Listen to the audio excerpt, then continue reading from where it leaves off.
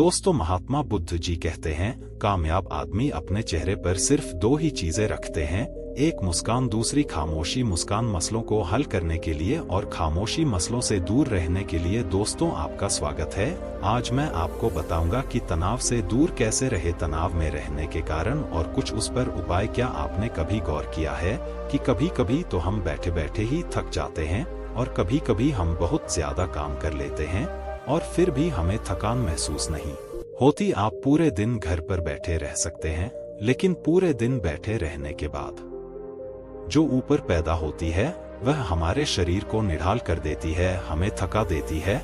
लेकिन वही हम कोई खेल खेलते हैं तो हम उसमें खूब भाग दौड़ करते हैं, खूब शरीर को थकाने की कोशिश करते हैं, लेकिन खेलने के बाद एक चुस्ती महसूस होती है, जैसे शरीर का रोम रोम खिल उठा हो। अगर आप देखें तो यह बात अपने आप में एक विरोधाभास है, क्योंकि प्राकृतिक रूप से होना तो यह चाहिए कि जब आदमी खेलता है तो उसका शरीर थकता है, इसीलिए खेलने के बाद उसे थकावट महसूस होनी चाहिए। और जब आदमी खाली बैठता है वह अपने शरीर को थका ही नहीं रहा, वह तो आराम कर रहा है, फिर उसे थकावट क्यों महसूस होती है खाली बैठने में? अगर आप इसका जवाब जानना चाहते हैं तो इसका जवाब है हमारे मन की ऊब। जहां तक शरीर की बात है, शरीर को थकने से मन नहीं थकता, और अगर आपका मन थक जाता है तो आपका शरीर साथ नहीं देता। आज की जो कहानी मैं आपको सुनाने वाला हूं उसमें आपको तनाव के बारे में सारी जानकारी मिल जाएगी, और अगर आप तनाव को समझ लेते हैं तो आपके जीवन से दुखों का मिटना निश्चित है,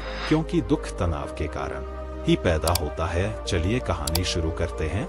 यह उस समय की बात है जब गौतम बुद्ध एक गांव में अपना समय व्यतीत कर रहे थे। उस समय तक बुद्ध की चर्चाएं दूर दूर तक फैल चुकी थी। काफी दूर दूर से लोग अपनी चिंता और दुखों के बारे में गौतम बुद्ध के पास समाधान खोजने के लिए आते थे। ऐसे ही एक दिन जब गौतम बुद्ध आश्रम में अपने शिष्यों को उपदेश दे रहे थे तो एक अधेड़ उम्र का आदमी अपने 20 और 13 साल के लड़के को साथ लेकर गौतम बुद्ध की तरफ चला आ रहा था। गौतम बुद्ध ने एक नजर उस पर डाली और उपदेश में बैठने के लिए कहा। जब उपदेश खत्म हुआ तो गौतम बुद्ध ने उस आदमी को अपने पास बुलाया और अपने पास बैठने का इशारा किया।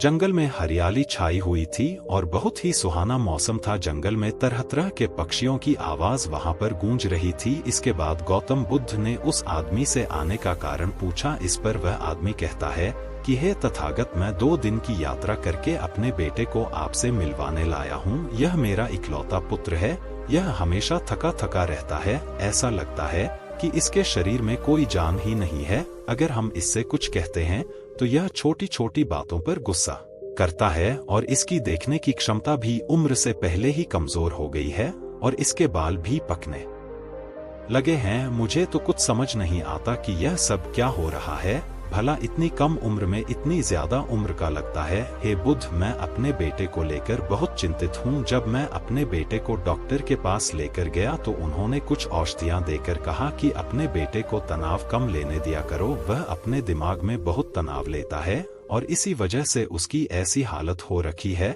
लेकिन उनके लाख बताने पर भी मुझे तनाव का मतलब समझ में नहीं आया। मुझे पता ही नहीं कि तनाव होता क्या है और उसे कैसे उसके दिमाग से निकाला जाए। उसके लिए पहले तो मुझे यह समझना होगा कि तनाव होता क्या है, और इसीलिए बुद्ध, मैं आपके पास आया हूँ। कृपया करके मेरी समस्या का समाधान कर दीजिए। यह सुनकर गौतम बुद्ध उस लड़के को बड़ी गौर से देखते हैं, उसकी आंखों में देखते हैं, उसके चेहरे पर देखते हैं और फिर उसके हाथ की नब्ज भी देखते हैं। यह सारी विधियां करने के बाद गौतम बुद्ध उस आदमी से कहते हैं कि तनाव लेना तो कोई नहीं चाहता, लेकिन फिर भी तनाव लोगों को दीमक की तरह पकड़ लेता है और इंसान को यह पता ही नहीं चलता कि वह तनाव में जी रहा है। लेकिन अगर वही इंसान तनाव को समझ लेता है, तनाव के बारे में कोई ऐसा पैमाना बना लेता है कि उसे पता चल सके कि वह कितना तनाव में है, तो वह समस्या का समाधान भी खोज सकता है। मुख्य रूप से तनाव के 8 कारण होते हैं। इसके बाद गौतम बुद्ध कहते हैं कि सबसे पहले तो हमें समझना यह होगा कि तनाव होता क्या है। जब कोई इंसान कोई काम कर रहा होता है और उसका मन कहीं दूर भटक रहा होता है, काल्पनिक में होता है, तो उससे शरीर और मन के बीच में दूरी पैदा हो जाती है, और जितनी दूरी शरीर और मन के बीच में होगी हम उतने ही निंद्रा की अवस्था में होंगे और इसी दूरी को, इसी खिंचाव को तनाव कहा जाता है। कोई आदमी खेलने के बाद फुर्ती महसूस क्यों करता है? हालांकि उसने अपने शरीर तो थका है, लेकिन समझने की बात तो यह होती है कि खेलते वक्त मन और शरीर पूरा उस खेल पर केंद्रित होता है, जिससे शरीर और मन में दूरी पैदा नहीं होती और इसीलिए कोई तनाव पैदा नहीं होता, बल्कि हमारा तनाव दूर हो जाता है। और वही जब हम कोई बेमन का काम करते हैं जिसमें हमारा मन लगता ही नहीं, तो हम शारीरिक रूप से वह काम तो करते हैं, लेकिन हमारा मन कहीं दूर काल्पनिक में भटक रहा होता है।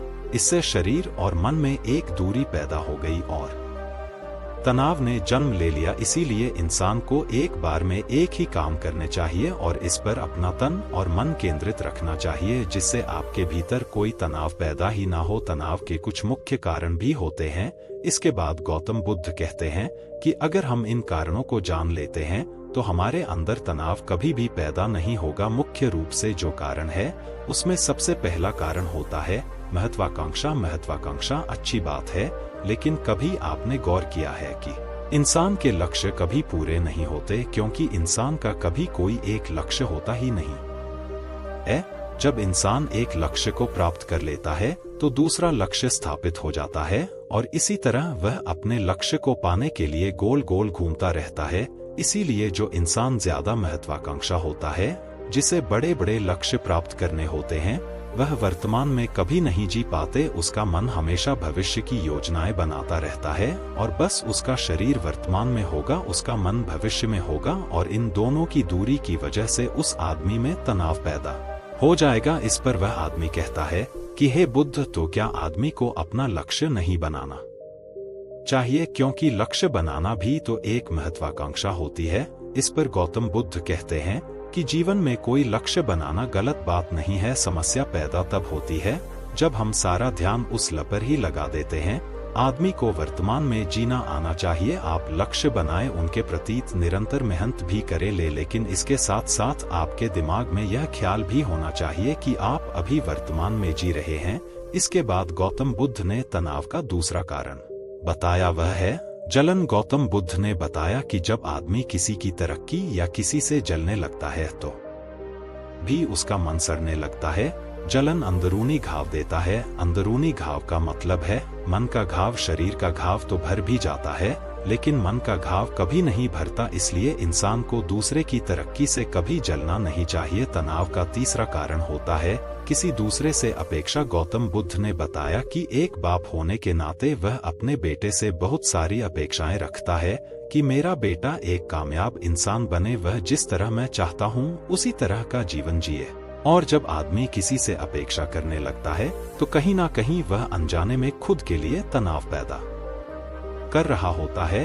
जरा सोचिए कि वही बेटा अगर अपने बाप के हिसाब से नहीं चलेगा, वह नहीं बन पाएगा जो उसका बाप चाहता है, तो फिर उसके पिता के मन को तनाव पकड़ लेगा। इसलिए किसी से भी अपेक्षा नहीं करनी चाहिए, ना ही दूसरे से और ना ही खुद से। इसके बाद तनाव का अगला मुख्य कारण बताते हुए गौतम बुद्ध ने कहा कि मन का काम करने से भी तनाव पैदा होता है।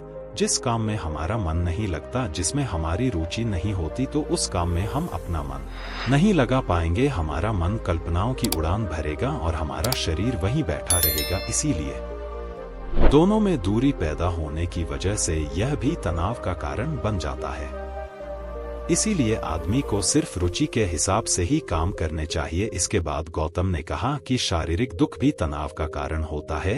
जब आदमी को कोई शारीरिक कष्ट होता है तो आदमी का मन इस बीमारी के बारे में सोचता रहता है, जिससे उसके मन में दुख के विचार बनते हैं और वहीं पर तनाव पैदा हो जाता है। यह सुनकर उस आदमी ने कहा कि हे बुद्ध, शारीरिक दुख तो किसी को भी आ सकता है, तो क्या वह आदमी हमेशा तनाव में ही जिएगा? इसका जवाब देते हुए गौतम बुद्ध कहते हैं कि यह बात ख्याल करने की होती है कि हमारा जीवन दुखों का आगार है। जैसे जैसे हमारी उम्र बढ़ती है वैसे वैसे बीमारियां आती हैं, दुख आते हैं और एक दिन मौत भी आ जाती है। तो बीमारियां जीवन का अभिन्न हिस्सा है। किसी को वह समय से पहले आती है तो किसी को बाद में आती है। और जब इंसान का मन इसके बारे में समझने लगेगा तो अपनी बीमारी के बारे में सोचकर ज्यादा तनाव नहीं लेगा, क्योंकि वह जीवन का एक अभिन्न हिस्सा है। और इसके लिए आदमी को शारीरिक रूप से भी अभ्यास करते रहना चाहिए ताकि उसका शरीर लंबे समय तक स्वस्थ बना रहे। और यह भी जान लो, तनाव का एक मुख्य कारण होता है अपनी योजनाओं को समझने के लिए वक्त तनाव देना। कुछ इंसानों के मन में कोई ख्याल पनपता है और वह उस पर बिना सोचे समझे करना शुरू कर देता है, और जब उस काम में उन्हें कामयाबी नहीं मिलती तो वह तनाव से भर जाते हैं, क्योंकि उन्होंने वह काम शुरू करने से पहले उसके बारे में कोई जानकारी नहीं ली। आदमी को कोई भी योजना बनाते वक्त उसके बुरे परिणाम के बारे में सबसे पहले सोचना चाहिए। हमें यह सोचना चाहिए कि अगर यह योजना कामयाब नहीं हुई तो फिर मैं क्या करूंगा, और इसीलिए अपनी योजनाओं को समझने के लिए पूरा वक्त देना चाहिए ताकि कि भविष्य में उस काम के प्रति कोई तनाव पैदा ही ना हो। और सबसे आखिरी कारण जो तनाव का होता है वह होता है ज्यादा सोचना। लगातार सोचते रहना भी बीमारी होती है, और इसको दूर करने के लिए आदमी को ध्यान करना चाहिए। यह सुनकर उस आदमी ने हाथ जोड़ते हुए गौतम बुद्ध से पूछा कि हे बुद्ध, मेरा बेटा तो अभी मात्र 22 साल का है और उसमें इतनी समझ भी नहीं है कि वह इतनी सारी बातों का एक साथ अनुसार कर सके। कृपया करके तनाव मुक्त करने का कोई आसान सा मंत्र बता दे जिससे मेरा बेटा उस मंत्र का अनुसार भी कर सके और तनाव मुक्त भी रह सके। यह सुनने के बाद गौतम बुद्ध ने कुछ सोचते हुए जवाब दिया कि इसके लिए एक छोटी विधि है। अगर तुम इतनी बातों का पालन पूर्ण नहीं कर सकते तो तुम एक बार में एक काम करने पर ही मन लगाओ। दोस्तों, जो भी काम तुम कर रहे हो बस एक काम एक बार में करो और उस काम को पूरा ध्यान लगाकर करो। अगर तुम्हारा ध्यान इधर उधर भटकता है तो वापस से अपना ध्यान उस काम पर लगा दो। यह सबसे आसान और सबसे अच्छा तरीका है तनाव मुक्त रहने का। अगर तुम खाना खा रहे हो तो खाना खाने पर ही ध्यान केंद्रित कर दो। अगर तुम चल रहे हो तो चलने पर ही ध्यान केंद्रित कर दो। इससे तो तुम्हारा मन और तुम्हारे शरीर दोनों एक जगह पर रहेंगे और दोनों के बीच दूरी नहीं पैदा होगी, जो कि तनाव का मुख्य कारण होती है। दोस्तों, आज की युवा पीढ़ी एक बार में 2-2, 3-3 काम एक साथ करती है। जैसे कि कोई आदमी खाना खाते वक्त टेलीविजन भी देखता रहता है, फोन पर बात भी करता रहता है और फिर बाद में कहता है कि मैं तनाव में जी रहा हूँ। जब 3-3 काम एक साथ करेगा आदमी तो तनाव पैदा होना तो लाजमी है, क्योंकि मन तो पूरा ध्यान लगाकर एक बार में एक ही काम कर सकता है। पूरी तरीके से ध्यान दो चीज पर, इसीलिए जहाँ तक संभव हो सके कोशिश कीजिए कि आप अपना ध्यान एक ही काम पर लगाएं। दोस्तों, अगर आपको हमारी वीडियो अच्छी लगी हो तो वीडियो को लाइक करें और आपके दोस्तों के पास शेयर करें और साथ ही चैनल को सब्सक्राइब करें। धन्यवाद।